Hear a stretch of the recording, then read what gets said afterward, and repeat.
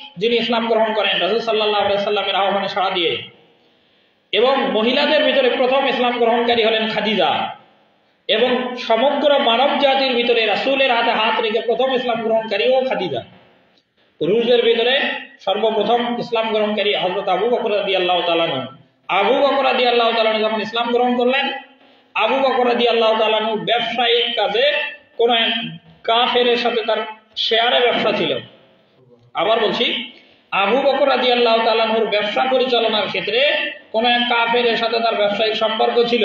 ইতিমধ্যেই ব্যবসা চলতেই আছে, আবু বকর রাদিয়াল্লাহু তাআলা নবীর হাতে হাত রেখে মুসলমান হয়ে যায় আর কাফের কুফরির অবস্থাতেই থেকে যায়। এরপরে যখন দেখা যায় যে নবী করিম সাল্লাল্লাহু আলাইহি সাল্লামের হাতে হাত রেখে মুসলমান হওয়ার কারণে আবু বকর রাদিয়াল্লাহু তাআলা আনহু ব্যবসায়িক হিসাব করার পরে তার ন্যায্য অংশ যতটুকু লভ্যাংশ লাভ, এটা কাফেরের সাথে হিসাব করে নিজের অংশটা যথাযথভাবে বুঝে নেন। বুঝে নেওয়ার পরে দেখা যায় পুরো অংশটাই গরিব, যারা সেই সময় ইসলাম গ্রহণকারী গরিব সাহাবী, তাদের ভিতরে বন্টন করে দেন। আবু বকর রাদিয়াল্লাহু তাআলা আনহু কাফেরের সাথে বন্ধুত্ব করে ব্যবসায় শেয়ার পার্টনার আগে থেকেই।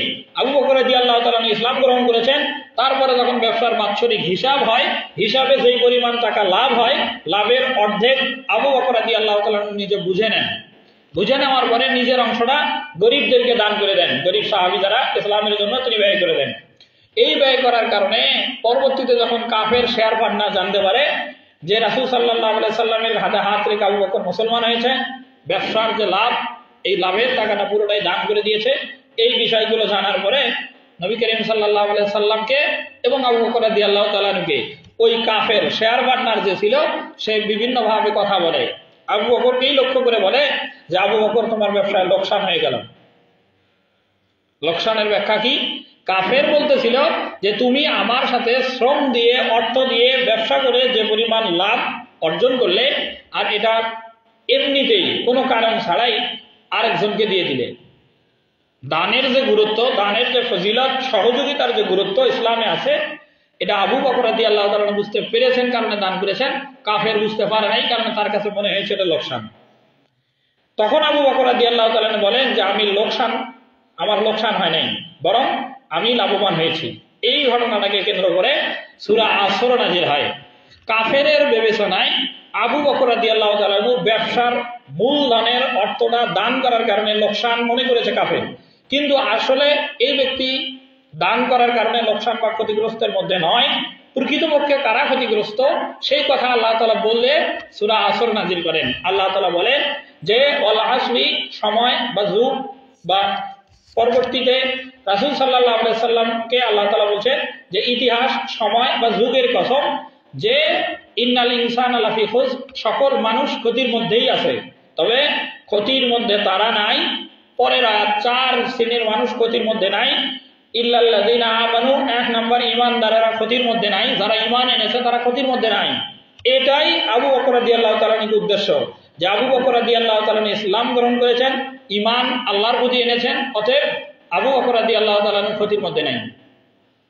বিপরীতে কথাটা, যারা ঈমান আনে নাই, এখনো কুফরের মধ্যে আছে, তারাই ক্ষতিগ্রস্ত।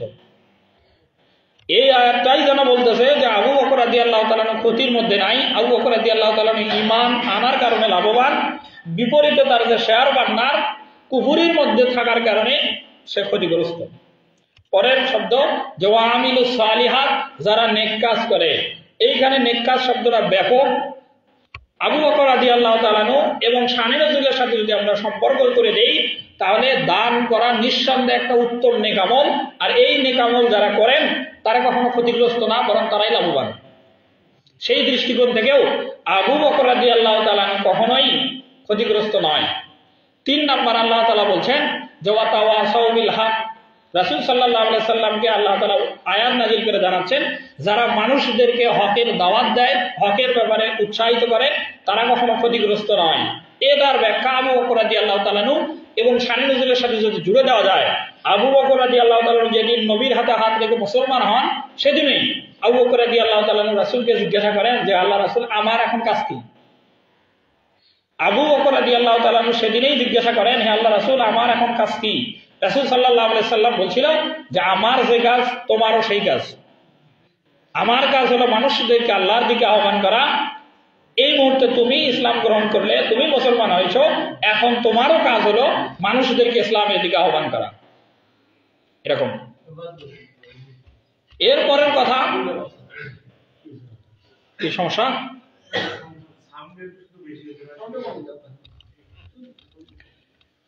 আবু বকর রাদিয়াল্লাহু তাআলা যখন বলছিলেন যে আমার কাজ কি হবে, রাসূল সাল্লাল্লাহু আলাইহি সাল্লাম আবু বকর রাদিয়াল্লাহু তাআলাকে বলেন যে তোমার কাজ আমার মতোই, আমি মানুষদেরকে আল্লাহর দিকে রাখি, তুমিও আল্লাহর দিকে রাখবে। আর সূরা আসরে 3 নাম্বার যে বৈশিষ্ট্য আল্লাহ তাআলা দিয়েছেন, ওয়াতাওয়াসাউ বিল হক, মানুষদেরকে হকের দিকে আহ্বান করবে, এটা। এরপরে 4 নাম্বার আল্লাহ তাআলা বলছেন যে ওয়াতাওয়াসাউ বিস সাবর। ওয়াতাওয়াসাউ বিস সাবর শব্দের অর্থ হলো যে সবরের আদেশ করা, সবরের পরামর্শ দেওয়া, সবরের জন্য একে অপরকে উদ্বুদ্ধ করা। এই সবর আবু বকর রাদিয়াল্লাহু তাআলা একরকম ছিল, আর কাফের ব্যবসায়ী সঙ্গী যিনি, তার সবর আরেক রকম ছিল। সঙ্গী আবু বকর রাদিয়াল্লাহু তাআলাকে যেভাবে সবরের কথা বলতেছিলেন, যেহেতু ব্যবসায়িক দান করার কারণে মূলধনটা লাভ হওয়ার, যেটা এই লাভ দান করে দেওয়ার কারণে আবু বকর রাদিয়াল্লাহু তাআলাকে তিনি ক্ষতিগ্রস্ত মনে করেছেন। আর নবী করিম সাল্লাল্লাহু আলাইহি সাল্লাম দান করার ব্যাপারে উৎসাহ দিয়েছেন, এই কারণে আবু বকর রাদিয়াল্লাহু তাআলা দান করেন। আর আবু বকর রাদিয়াল্লাহু তাআলা দান করার কারণে যে তার যে মালের আর্থিক ক্ষতি, কাফের এটা দেখেছে, মনে করেছে যে আর্থিক ক্ষতি হয়ে গেল, আসলে এটা ক্ষতি না, বরং এটা যদি সে ধৈর্য ধরে দুনিয়াতে, যে আমার সামান্যতম দান করলাম, এর প্রতিদান আল্লাহ তাআলা তাকে অগণিত দিবেন। ভিন্ন আয়াত আছে, ইন্নামা ইউওয়াফাস সাবিরুনা আজরুহুম বিগাইরি হিসাব। আল্লাহ তাআলা যারা সবর করে, ধৈর্য ধরে, তাদেরকে এত অফুরন্ত নিয়ামত দান করবেন, এত প্রতিদান দান করবেন যে মানুষেরা বিগাইরি হিসাব, মানে হিসাব করতে পারবে না। এ হচ্ছে শানে নুজুলের সাথে সম্পর্ক রেখে সূরা আসর। এরপরে সূরা আসর